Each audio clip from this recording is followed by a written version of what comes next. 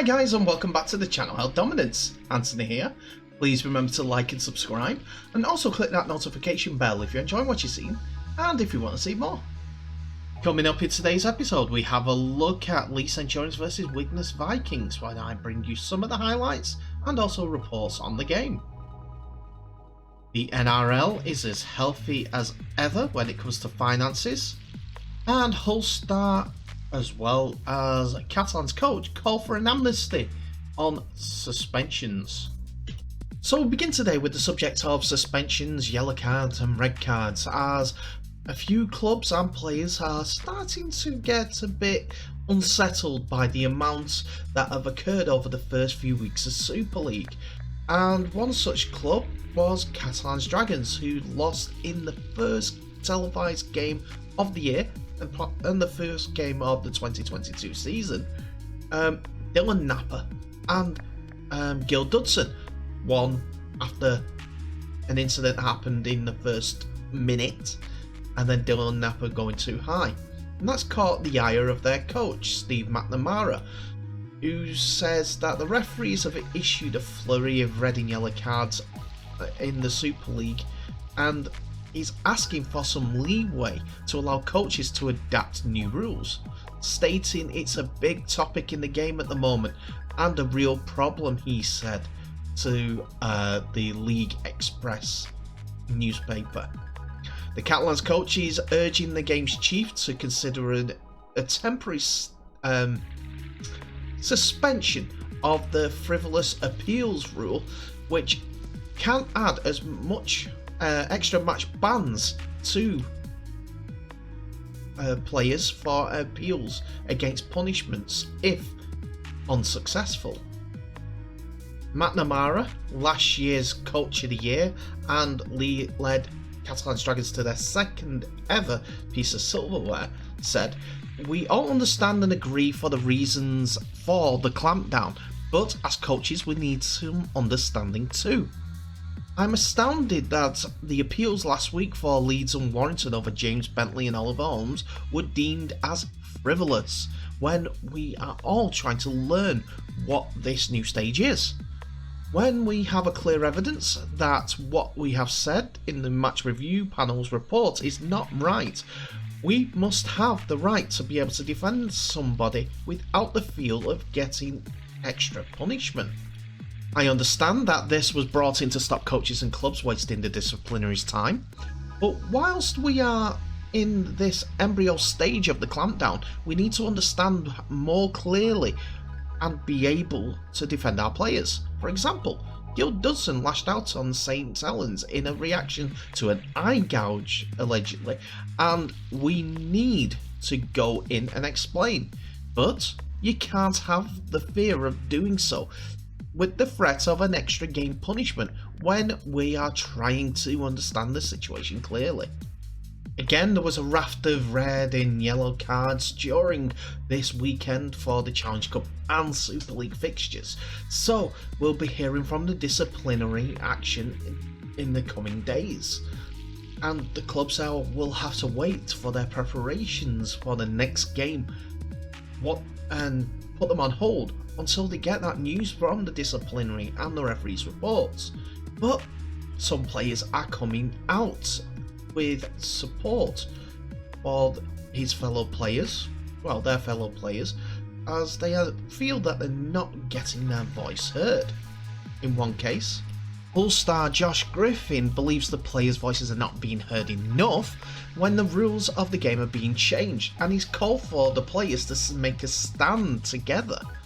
The start of the new season has seen another change of directories, in particularly harsher punishments for offences, but Griffin, a Challenge Cup winner with Hull and a former Wakefield, Huddersfield, Castleford and Salford player, says some things are being clamped down on too heavily and believe most of the players feel the same.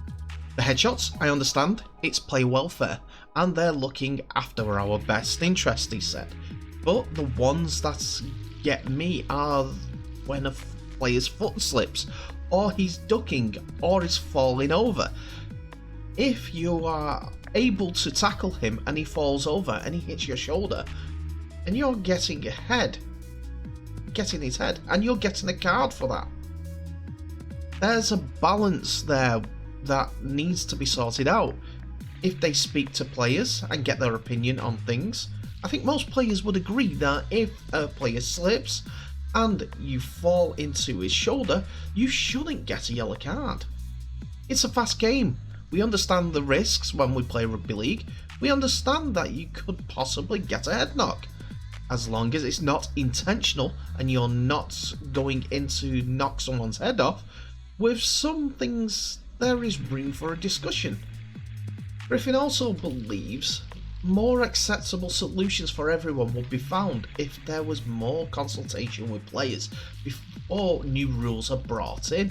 That has been echoed down in the NRL, as you see posts from stars over in the game coming out against some of the rules. And he goes on to say, as players, I don't think some of our voices get heard as much as we'd like them to. In the NRL, the players have a massive say in what goes on. Over here, we have to get on with it attitude, which probably isn't right. As players, we probably need to stand up for more things. It's hard for one player to do it. It does take players from several clubs to come in and maybe make a stand. At the moment, it falls on deaf ears, which is disappointing. And, at the end of the day, we crack on with what we're told, but it would be nice to give some of our opinions on what we think is good for the game, what does and doesn't work.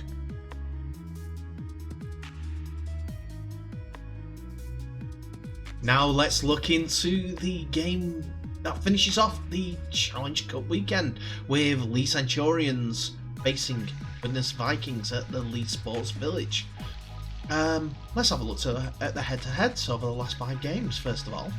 So with the magic of being put together by Premier Sports, we see in the last 2 games in 2019, Leigh Centurions won 1 and Widnes won 1. But in the last 5 games we saw, and we see here, it is 3 wins to Widnes and 2 to Leigh Centurions. And this is the first one that they've facing each other this season, with 2 more yet to come, at least. So here are the teams. First of all, the home team. We see Smith and Asiata, as well as Wardle, all return to the side, while Higano drops to the bench, with Mark Ione also dropping to the bench. Norman and Wakefield miss out. They drop off from the bench, as well does Naisbitt, who played in the second row for Leigh in the last game, and Ipape and Jones keep their places on the bench.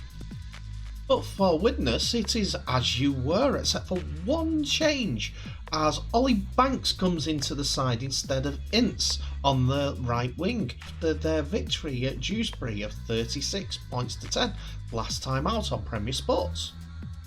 So as we kick off, Leigh are on the defensive and they restrict Widnes to their own 20-metre line, and the fullback Caleb Aiken picks up the ball from halfway, and Leigh have got some great field position, which results in territory deep in the Widnes half, and straight from the play ball, Caleb Aiken don't miss the ball and bundles his way over for the first try of the game.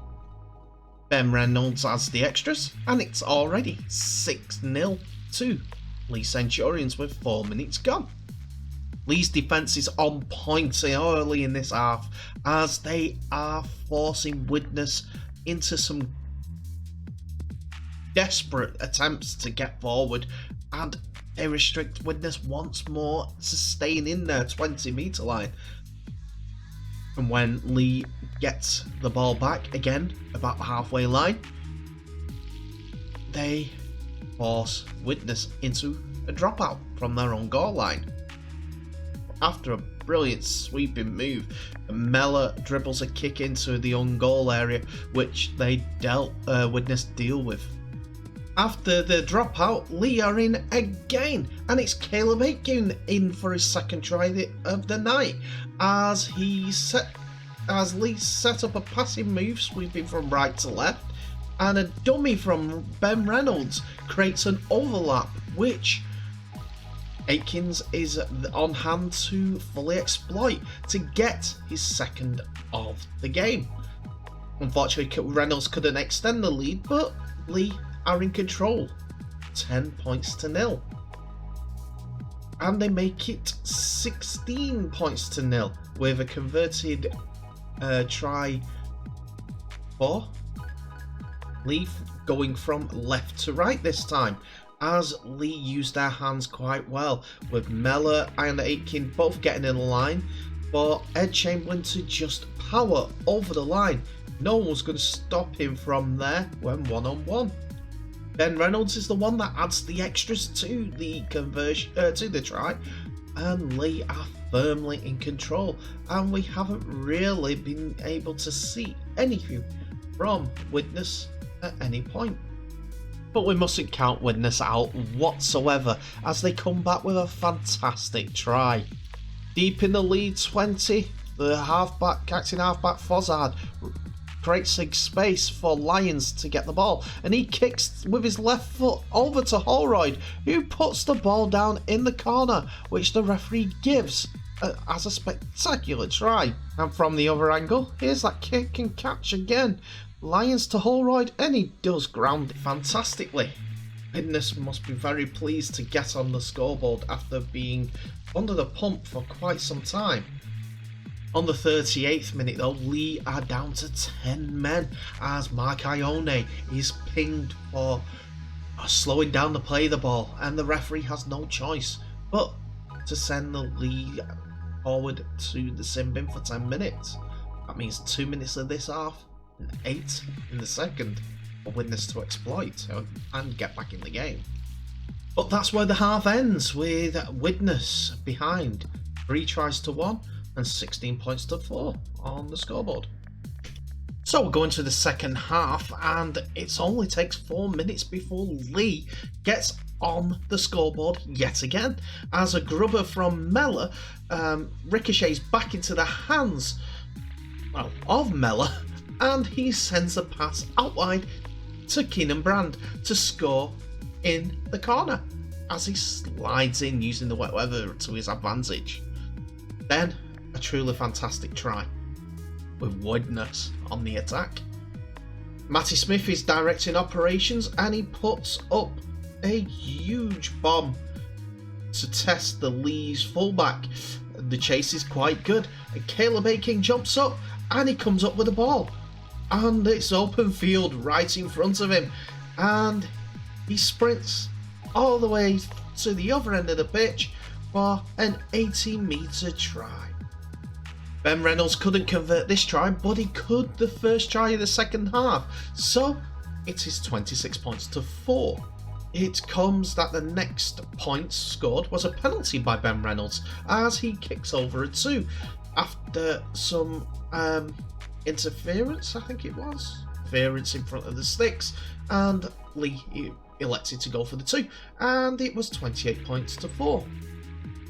But on the 64th minute, John Asiata's ball puts Mellor through a hole, and the halfback draws in the fullback Lloyd Roby of Widnes before passing the ball to Sam Stone, who goes over to make it 32 points to 4, which Reynolds again converts for 34 points to 4. And it's the 67th minute, so 13 minutes before the end. It's another wonderful try for Leigh. After a wonderful pass that ends up Aking firing the ball out to Jay Hitchcox, who finishes acrobatically in his corner. Reynolds can add the extras from the touchline, but he's on 5 for 8 for the entire game. So, better than 50%, and that means, at full time, 38 points to 4 victors over the Vikings, and through to the 5th round of the Challenger Cup, which the draw comes next. So we now go on to the Betfred Challenger Cup 5th round draw, now that all 10 teams are confirmed, with Barrow, Batley, Bradford, Featherstone, North Wales Crusaders, Sheffield Eagles, Whitehaven, Workington and York City Knights, all waiting to find out who they're going to be facing in the 5th round. There are only 5 teams that are going to go through, and then they go on to facing the Super League sides in the last 16. Well, the draw was done on Premier Sports, and here's who's playing who. Barrow Raiders will face Workington Town, while Bradford Bulls entertain Leigh Centurions. Whitehaven will face the York City Knights after their 60-0 victory. Batley Bulldogs will face Featherstone Rovers. Batley, who put out the Royal Navy in the last round, will face Featherstone Rovers, who are in form and top of the championship table. North Wales Crusaders, who went through in the first game that were played at the weekend, will face Sheffield Eagles, who had a hard time playing against the Hunslet Club Parkside Hunslet Old Boys team, after the North West Counties League team put up a valiant effort at home while entertaining the Eagles. Speaking of ties that we saw this weekend, there was a bad injury involved in the York City Knights versus Newcastle Thunder, when Newcastle's forward Chapelhow went off in serious agony just after half time. And while we're on the same side, his brother Ed was there trying to support his brother through this pain. Well, a bit more information has come out about the injury, so if you're a little bit squeamish, what you're going to hear next is not going to be the best for you, I'm afraid.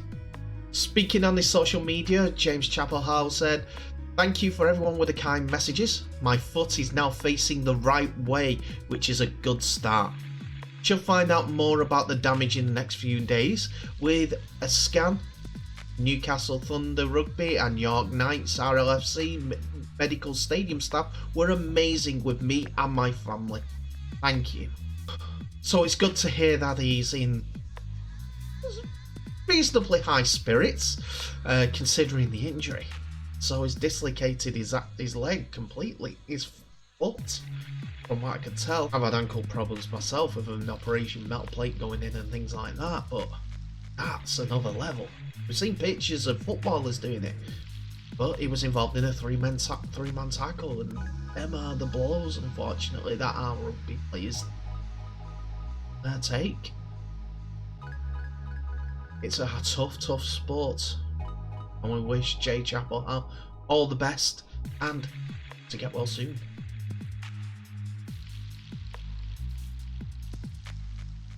Some people have all the luck, as the NRL has reported a $43.1 million Australian dollars surplus for the 2021 season, with ARL Commissioner Chairman Peter Flanders declaring the competition's finances are healthier than they were before COVID-19 pandemic.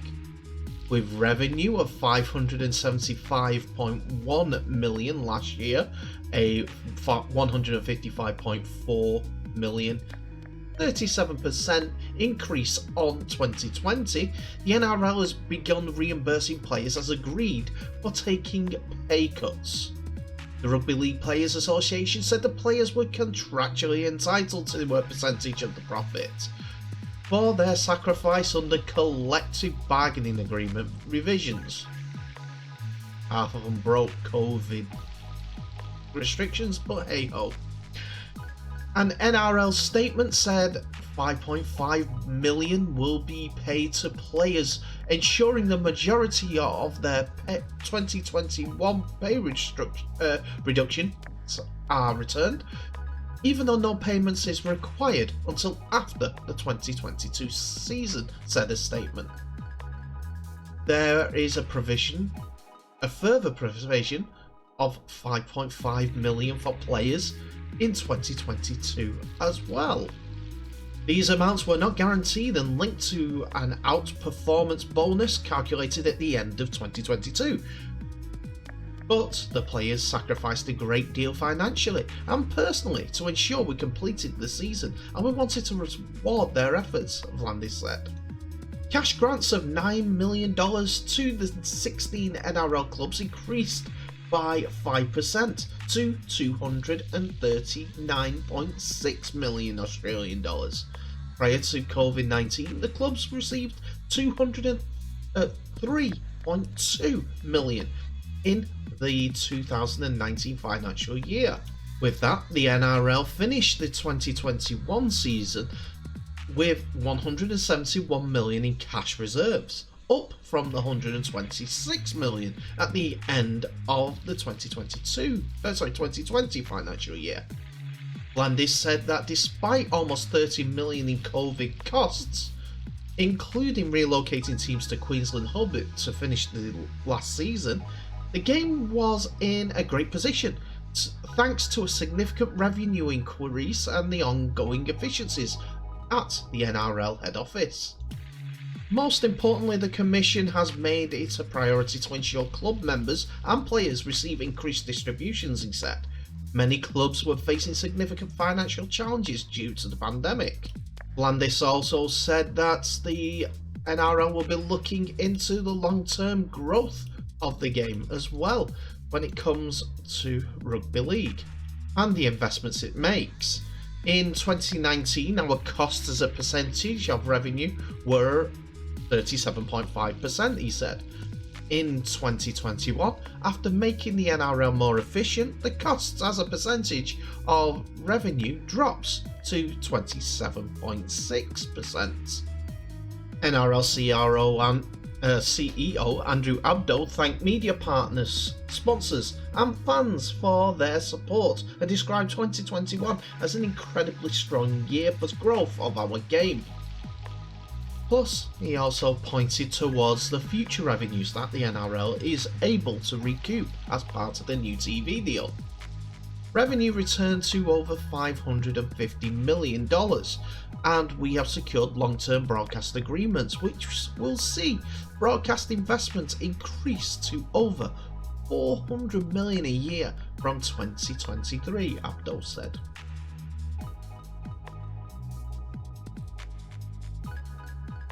And that's it for another episode, ladies and gentlemen. Thank you so much for watching. Please remember to like, subscribe and also share this video worldwide. Any comments that you have on today's video are more than welcome to it. Let's start the debate. What can we do to improve rugby league? What do you think the NRL should do with their $43 million? Apart from playing players who didn't play in front of fans and get paid really, really well to begin with. What about the Amnesty disciplinary? I do feel that it does need a little bit of a reset because they're a little bit too harsh. You should have done it in a little bit increments. Some of the decisions like Rd4's yellow card was a bit rash. But hey, we all have our different opinions. We need to protect players' headshots more. We need to. But it's a bit too much at this moment in time. We need to improve it. Anyway, thank you so much for watching. Remember to share this video worldwide. Share, as they say. But in the meantime, please stay safe. All the best. And I'll see you in the next episode.